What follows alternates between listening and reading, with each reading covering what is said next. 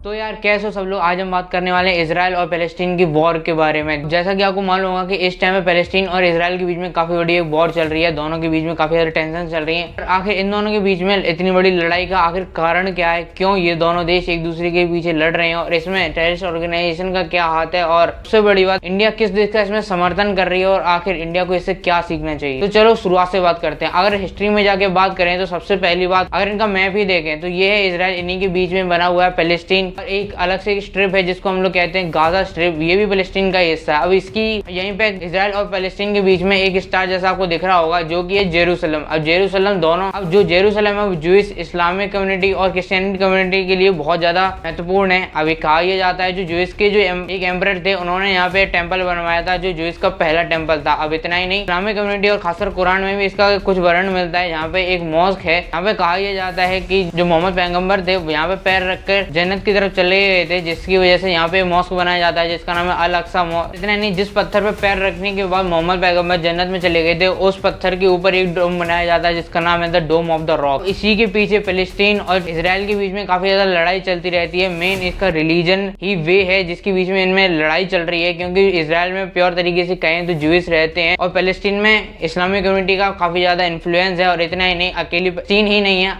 Israel के against जितनी भी अरब कंट्री हैं सारी एक तरफ हैं, क्योंकि हिस्ट्री में ही देखें तो Egypt, Iran, Saudi Arabia, Jordan जैसी कंट्री हैं वो सारी पैलेस्टीन खासकर कहें तो ज्यूइश के खिलाफ थी। इतना ही नहीं, एक टाइम पे इंडिया भी इजराइल के खिलाफ था और पैलेस्टीन को काफी ज्यादा सपोर्ट किया करता था। और एक टाइम ये भी था जब सऊदी अरेबिया पैलेस्टीन को सपोर्ट किया करता था और इजराइल को सपोर्ट नहीं किया करता था। पर अब समय चेंज हो चुका है और इंडिया और सऊदी अरेबिया दोनों ही इजराइल को सपोर्ट कर रहे हैं और पैलेस्टीन को काफी ज्यादा कम सपोर्ट कर रहे हैं। पर फिलहाल काफी सारे अरब देश अभी भी हैं जो इजराइल को सपोर्ट नहीं करते और इसमें पैलेस्टीन को सपोर्ट करते हैं। तो इजराइल और पैलेस्टीन की वॉर के बीच में एक ग्रुप बनाया जाता है जिसका नाम है हमास। और पैलेस्टीन की माने तो ये एक प्रो नेशनल ग्रुप है जो कि पैलेस्टीन की बातों को सबके सामने रखता है, पैलेस्टीन के लिए लड़ता है। पर अगर अमेरिका या फिर यूके के जैसे देशों की माने तो ये एक मिलिटेंट और एक टेररिस्ट ऑर्गेनाइजेशन है जो कि लोगों पे और खास करके एंटी इस्लामिक कम्युनिटी के लोगों पे हमला करता है, उन्हें मारता पीटता है। और इतना नहीं, काफी ज्यादा लोगों को इन लोगों ने किडनैपिंग वगैरह भी की है। अब ये तो हो गया सारा ओवरव्यू। अब मेन बात करते हैं कि इस टाइम पर लड़ाई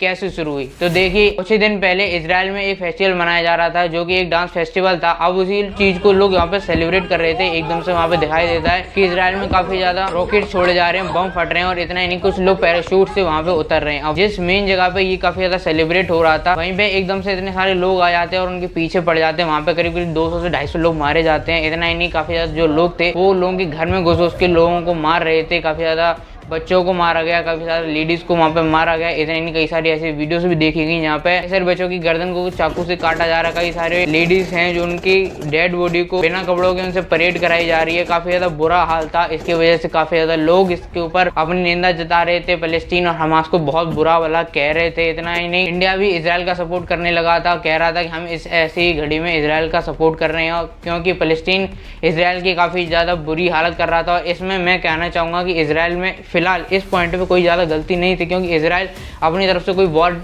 डिक्लेयर नहीं की थी और ना ही ऐसा कुछ लग रहा था कि ऐसा कुछ होने वाला है। पैलेस्टीन और हमास के टेररिस्ट एकदम से वहां घुस गए और ये सारी चीजें वहां पे होने लगी। अब यहाँ पे हमास और पैलेस्टीन के जो सपोर्टर उनका कहना है कि वहां पे जो डोम ऑफ द रॉक है वहां पे जितने भी श्रद्धालु या फिर जितने भी लोग आते हैं वहां पे कोई इजराइल की गवर्नमेंट उन्हें मारती है। कई सारे लोगों को वहां पे मारा जा चुका है और वहीं पे इजराइल ये कहती है कि वहां से पत्थरबाजी होती है जिसके जवाब में वो लोग मारे जाते हैं। अब यहाँ पे सही कौन है गलत कौन है ये तो वही लोग जाने, करने वाले जाने या फिर भगवान जाने कौन सही है कौन गलत है। पर यहाँ पे ऐसी गतिविधियां करना, हमास का वहाँ पे घुस जाना और ऐसी सारी गतिविधियां करना, आतंकवादी हमले करना काफी ज्यादा गलत है। वैसे तो इजराइल काफी ज्यादा छोटा है, अब लोगों को लगता होगा कि काफी जल्दी हार जाएगा, पर ऐसा नहीं है। इजराइल की जितनी मिलिट्री है वो टेक्नोलॉजी में पूरी दुनिया में सबसे आगे है, जिसकी वजह से आज तक इतने सारे दुश्मनों से घिरे होने के बाद भी इजराइल को कोई नहीं हरा पाया। आज तक करीब करीब इसी मुद्दे पे 80 से ज्यादा लड़ाइयाँ इजराइल ने लड़ी हैं पर आज तक एक भी नहीं हारी है। हालांकि इसमें इजराइल का भी काफी ज्यादा नुकसान हुआ है पर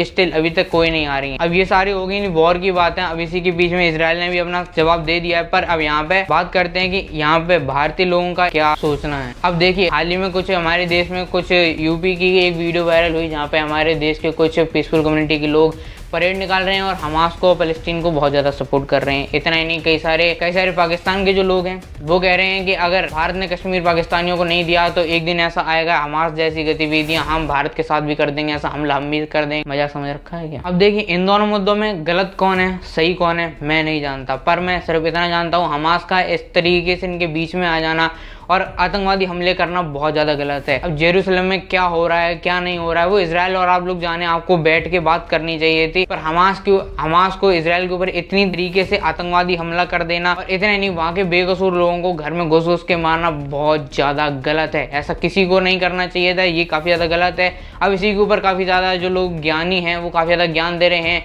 एक वीडियो काफ़ी ज़्यादा एक जर्मनी के यूट्यूबर की काफ़ी ज़्यादा वायरल हुई थी कि इजराइल बहुत ज़्यादा बड़ा एक मिलिट्री टेक्नोलॉजी में काफ़ी ज़्यादा बड़ा देश है, उनके पास बहुत सारी पावर है, पावर के साथ वो काफ़ी ज़्यादा रिस्पॉन्सिबिलिटी आती है। अब हमारे जैसे देश अगर आप पे हमला करें तो आप उसका जवाब मत दीजिए, आप शांत बने रहिए, आपको जवाब देने की जरूरत नहीं है भाई। अगर जैसे जिसके ऊपर बीतती है वो अपने हाथ खुद जानता है। अगर ऐसी गतिविधियाँ किसी देश के साथ नहीं कर, किसी इंसान के पास होगी तो वो अपने डिफेंस में आके कदम उठाएगा ही उठाएगा। इसीलिए इजराइल अगर इसका फ़लस्तीन के ऊपर जवाब देती है इसमें मेरे ख्याल से कुछ गलत तो होगा नहीं।